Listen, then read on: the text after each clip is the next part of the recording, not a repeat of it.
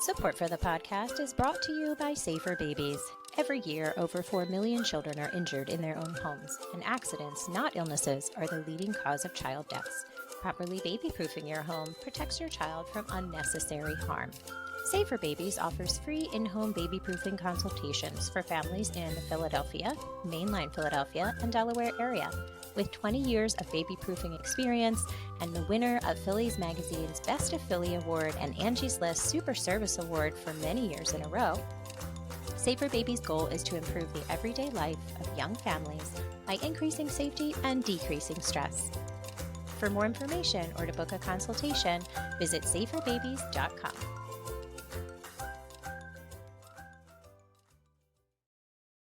Hello and welcome back to Parenting Stuff I Wish I Knew Sooner and Want You to Know Now. I'm your host, Erica Trainor, founder of the Center for Confident Parenting and a mom who seems to learn everything I need to know just the hardest way.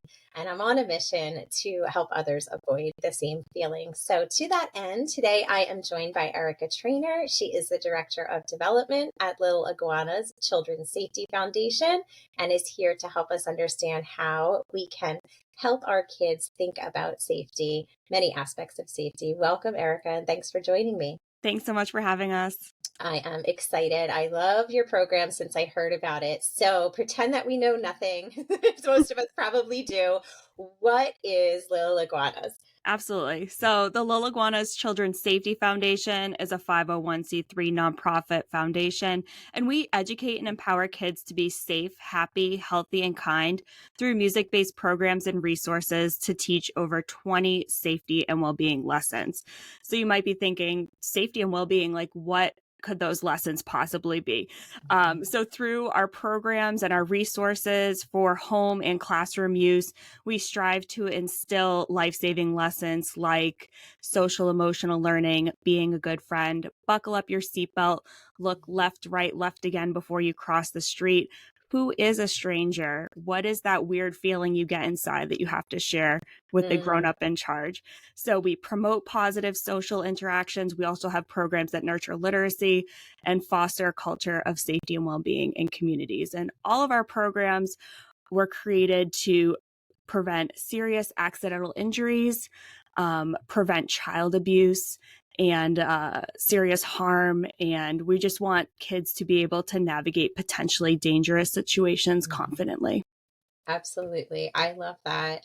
And this sounds like a silly question, but why, you mentioned some risky things that can happen to kids.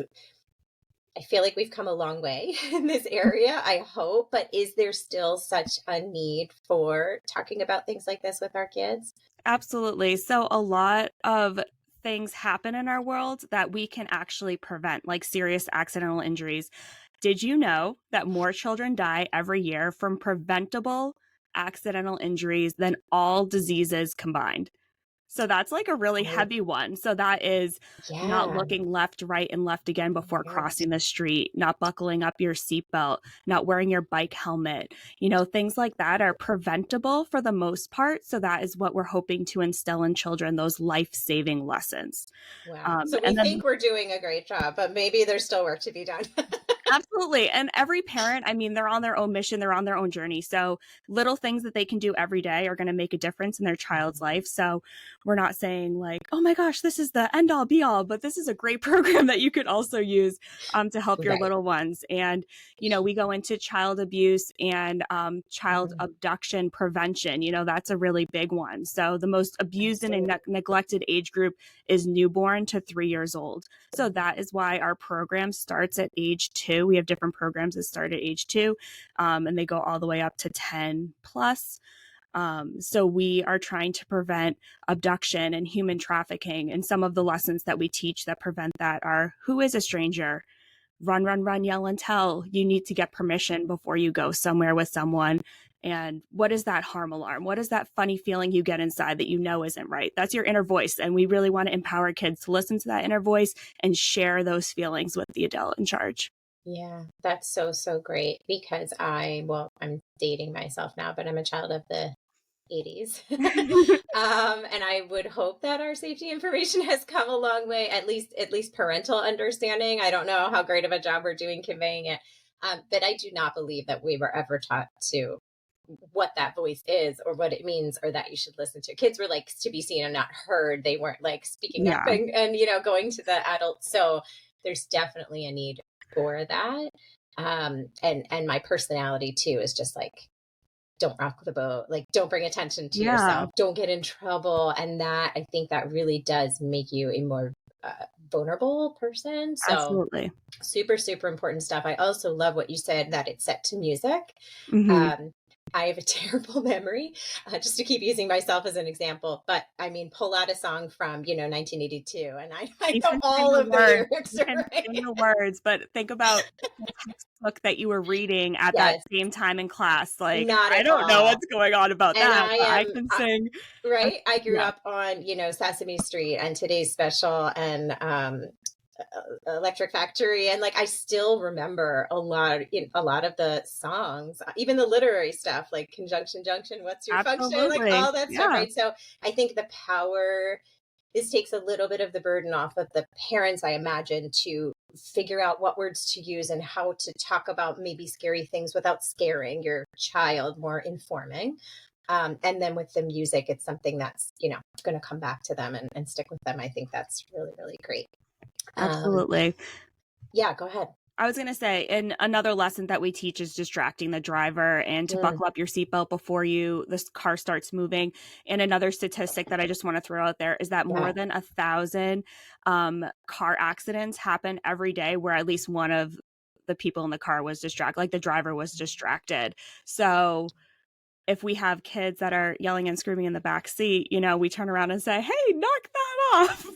That can easily turn Yeah. into what we call, in our elementary school shows, we don't want anyone in the back seat to end up as mashed potatoes. So we want to make sure that everyone has their seatbelts Yep. fastened and there's no joking around or goofing off in the back seat. Right. Exactly. Yes. I remember my son throwing things at my head in the car, which is definitely dangerous. A And shoe. I think it was a shoe. yeah. And I think you mentioned like non-threatening. These are Yes. sometimes scary topics that we're introducing to our kids. So we want to make sure that it's done in a non-threatening and fun and humorous way so that they're going to remember. So we use Yeah. interactive role playing and we use play learning, and especially like that music that we keep talking about. It's so powerful for kids to be able to remember these lessons that we're teaching, but especially in our in-person programming that we do in elementary schools and preschools, we're doing these skits and these demonstrations that are super fun for kids. They don't really realize they're learning and they don't realize that they're learning Right. these quote scary topics as well. Right. So we're going to have kids come up on stage with us, and there's going to be, one is the driver of the car, and then one is the brother or sister in the back seat of the car with one of our actor educators, and they're goofing around in the back seat, and mom has to turn around and say, "Hey, knock that off, kids." And Right. as she's doing that, we have our costume character Lil Iguana and one of our other actor educators walk in front of the pretend Mm. car. And we say, Hmm. what would have happened to them if mom turned around? And everyone's like, "Ooh, maybe we shouldn't goof around in the back seat." Right. I love that because I know as a parent that a barrier to having these conversations is, like I said, that concept of like, how do I inform my child without scaring them? And how do we, like, I don't, why would you want to tell your kids, hey, this scary thing could happen? Absolutely. But we really aren't protecting them if we aren't walking through all these scenarios. Yeah. So that's really, really awesome. Do families need a formal program to have these kinds of conversations and cover these topics? Or what do you think is the benefit maybe to using one? Absolutely. So I think that parents can start today and they can do some research, on their own at their own time. And Lil Iguana has scripts and discussion points and different ways that you can talk to your kids about all of these safety and well-being lessons. But even if you don't want a formal program, I think it's really important that you just start. So it's better to start and maybe have a few missteps along the way than not have those conversations at all. So I think it's really important when you're sitting down and thinking about like these scary topics that we keep talking about, like stranger danger, or talking about like your inner voice, and you have to listen to that. How are you going to start these conversations? You might feel like you have a mountain in front of you, but I think it's good to just start. So it's good to start on like the way home from school. You're in the car and you're talking about, how was your day today? How are you feeling? oh, why are you feeling like that? Mhm. Oh, maybe, you know, kids need to have they need to talk about these feelings so that they have the language that they can express like these big emotions and they can vocalize their feelings, because eventually if you have this as part of your routine, you're going to be able to say, you know, today I felt sad, or eventually today I felt anxious, you know, so you're going to be able to explore the bigger feelings. And then why did you feel anxious? You know, do you feel anxious every day? Do you feel anxious every day that you do this? You know, why? Yep. So I think it's good to have those conversations. That's really beautiful. And while you're on the topic of stranger danger, so again, as a child of the 80s, that has certainly come a long way. I think our concept of what a stranger is, because when I was a kid, it was someone, you know, big, mean, scary, like Yeah. In a someone that van with a trench coat, a an pump unmarked out. panel van.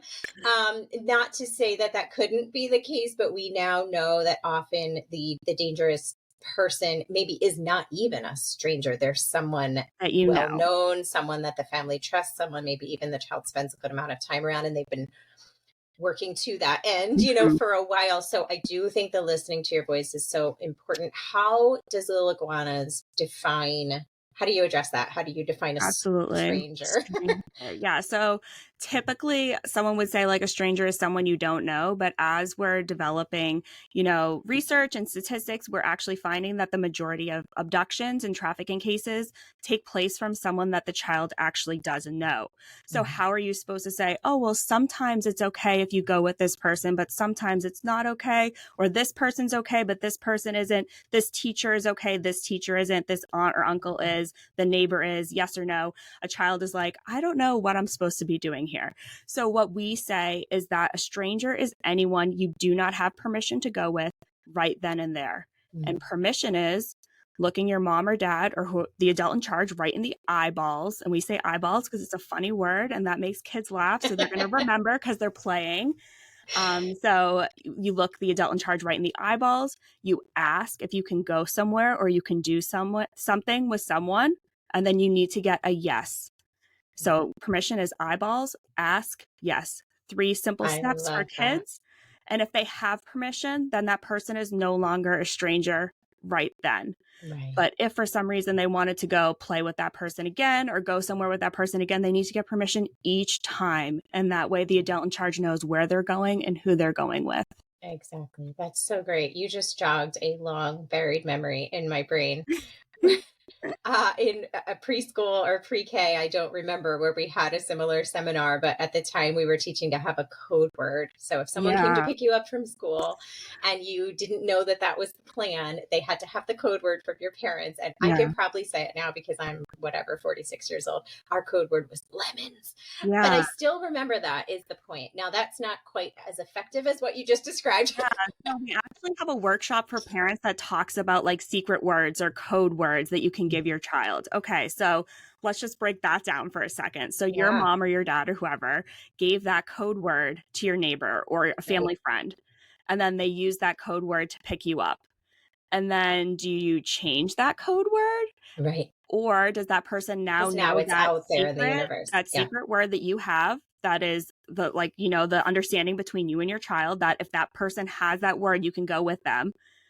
Or do you change the code word and then the child is like, okay, what word are we up to at this point? You Right? know, It's so I it mean, just it's like a kind of tricky breaks it thing to down. Like navigate. it's really hard for a child to be like, okay, well, they had the code word last time, but they don't Right. have it this time, but they're saying it's okay. So, Right. you know, it's just like, oh, do I have permission? Yes. That's so much better. Yes.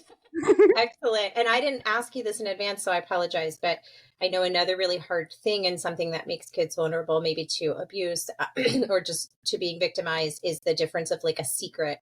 Like, do we keep secrets? So And then we what's the don't difference keep between that secrets. and We surprises? only keep surprises. Okay. Absolutely. So we're never going to keep a secret. We're only going to keep a surprise. And that is part of our harm alarm lesson. So that harm Okay. alarm is that weird feeling that you Yeah. get inside when you know something isn't right. Your gut reaction. Listen to your gut. You know, that's what we talk about with adults or even children. Listen to your gut. So what is that weird feeling that you get inside you? What does that mean? You have to share that feeling with an adult. So we're helping kiddos find the language to express themselves and their feelings, so that once they have that language, they can make it part of their routine and they can express their feelings to, the people that are around them, what made them sad or mad or angry. Your harm alarm is okay. We just need to share that feeling with someone. Mm-hmm. Yeah. And shout out to my favorite podcast as an adult, my favorite murder. Not kid appropriate, by the way. It's a true crime podcast. Two lovely ladies, Karen and Georgia. They tell true crime stories, but not in an exploitation way, more of an informative, forensic science-y kind of way. And they always talk about, and this has been hard for me, even as a grown woman, they talk about the phrase F politeness. So I was going to say it has to do with politeness. Definitely. Insert expletive there. Yep. They say F politeness. And really that's the grown-up version of the harm alarm that you're talking about. And that, I was brought up. I do also come from a childhood abuse background. So you're taught to make yourself very quiet, not bring attention to yourself, like I said, and to be, don't ruffle anyone's feathers, be polite, be respectful. And so when you feel that harm alarm, that's like a conflict of my body's telling me I should like walk away or yell or whatever, but politeness is telling me, or like, what if I'm wrong? And then I embarrass the person and I embarrass myself. But since listening to Karen and Georgia, I've been in scenarios where I've heard their voices say F politeness and I've, gotten the heck out of there, and who knows what would have happened, but I didn't have to find out. So I guess my point is, as an adult woman still working on this, our kids who are still developing and understanding how the world works and learning who to trust, it's just so important. This is not easy stuff for anyone. Yeah. And we have like a song, Harm Alarm. We have animated music videos that kids can watch that have the characters Lil Iguana and his diverse friends that are all going about their day. And then something happens and Lil Iguana, when his harm alarm rings, his yellow spikes light up. So he knows something's weird. He's getting a weird feeling in his tummy. He knows something's not right, and he knows that he needs to tell someone. So one of the ways that we teach harm alarm and getting permission is, the kids are all going to go pick apples at the farm and they see a ladder, but they don't have permission to use it. Should they go and use the ladder? Oh, it's no big deal. We use that ladder all the time. Oh, but we need to ask first. So Lil Iguana and his friends go and ask for permission. And the owner of the farm comes over and goes, actually that ladder's broken. I fell off of it this morning. So it's a good thing that you asked first. And, everyone realizes, it's really good to ask permission. That's really, really excellent. Water safety. We're heading into summer now. I don't know exactly when this will air, but let's say we're heading into summer now. Absolutely.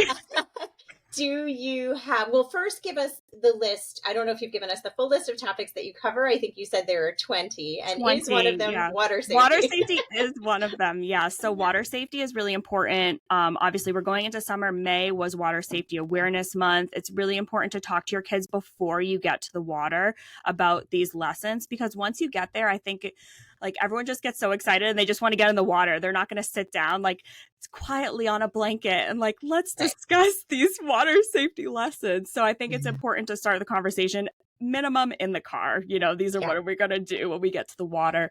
You need to get permission from the adult in charge before you go in or near the water. So that's an eyeball thing. Very good. Yep. The eyeballs ask, yes, you need to ask for permission before you go in or near the water. So that's at your home pool, that's at the pool nearby, that's at the lake, that's at the waterfront, that's at the ocean. Wherever you're going to be, you need to get permission before going in or near the water.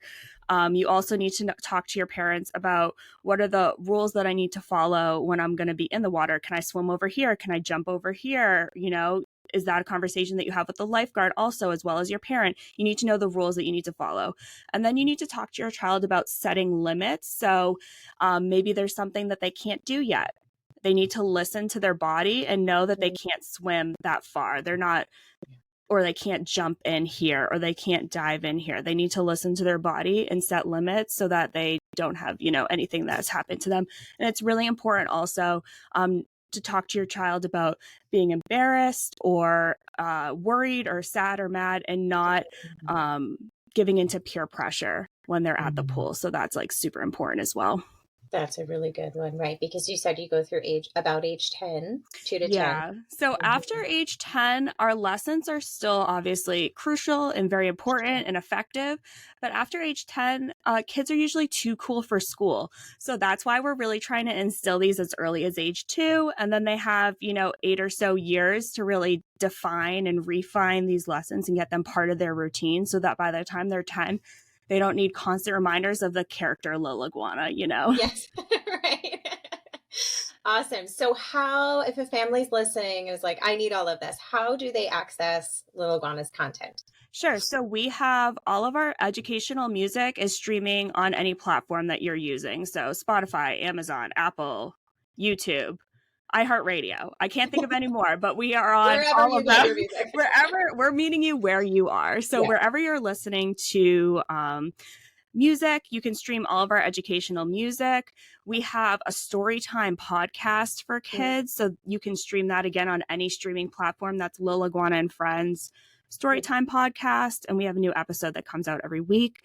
And those are just short stories that you can follow Lil Iguana and his friends on, like different adventures, and they're just learning safety and well-being lessons along the way. We also have an online curriculum and an online membership that parents can use called Safety Up, and that has access to hundreds of ready-to-use printables, worksheets, activities, educational videos, and different instructional tools that you can use to teach your kiddos safety and well-being, and everything's ready to use or ready to print. Or ready to implement. So there's no like planning involved. We take the stress out of that planning situation. So if you want to talk about water safety, you can go right over to that lesson and download a worksheet that's talking about what water safety is, or a lesson plan on how to teach it, or discussion points, or different different scenarios that you can go over with your child. We also have in-person programming that we do throughout the United States, and occasionally in different locations. Like we were just in the Bahamas last summer, and we did programming at some of their community schools down there. So we have in-person programming, and then we have virtual programming as well. So we're really meeting you where you are, whether it is an educator or a parent or a therapist or any other, community member. We're really just trying to have you access these lessons, wherever you are. Awesome. And if a school or organization is listening, they can contact you and see about bringing the program into their Absolutely. organization. That's fantastic. All right. That was super informative. I'm really excited to check out more. I hope that families will too. You can go to liliguanausa.org. That's LIL Iguana. I will put that in the show notes. Anything else that you want parents, professionals to hear, to think about? Did I miss anything? I think we talked about this, but just to reiterate, it's best to just get started today. We have programs, we have educational music, we have lesson prompts that you can use, but you can go elsewhere to find these lessons as well. Obviously, we want you to come to us because we have such a wealth of knowledge in one place. But I think it's just really important that we start these lessons and start talking to our kids today. You might feel like this is such an uphill battle, but we're here to help you. I'm sure you have friends and family that can help you and give you guidance as well. It's just good to start these conversations now because it's never too soon. And look, kids want to watch videos anyway, so why not have them? I'm not saying that we ever put children in front of a tablet or a TV, but if you do, we have videos and educational materials that they can watch. Right, exactly. Or play the music in the car. Just incorporate it into your day, I think is the easiest way to get started with some of this. But you're right. Better to get started with something somewhere some of the time than to let it feel like this huge thing that you have to like organize. And you guys have taken all of that out of it and done the organization for us. So that's awesome. And wonderful. I know some parents might be thinking, oh my gosh, educational music. Like, I don't want to listen to these like sing-songy lullabies like constantly. And you don't have to, because the great part about Lil Iguana's educational music is we actually had bands that created, like musicians created the songs, like the actual music portion of the songs before we put the lyrics to them. So they're tolerable for parents. At best, maybe more than tolerable. I have taught children and parent programs, developmental play programs for over a decade in a former life. And I can say that I struggled with a lot of the intolerable music, especially because we had to have it on repeat for first class of the day, second class of the day, you know, same topic. So that I appreciate that. Wonderful. Awesome. Erica, thank you so much for joining me. I will send families your way. This is really, really important stuff. And parents, I will be back soon with more stuff that I wish I knew sooner and you may need to know now. In the meantime, keep in mind that there is no way to be a perfect parent, countless ways to be a really good one. And we will try to help you with that as much as we can. Thanks, everybody. Be back soon.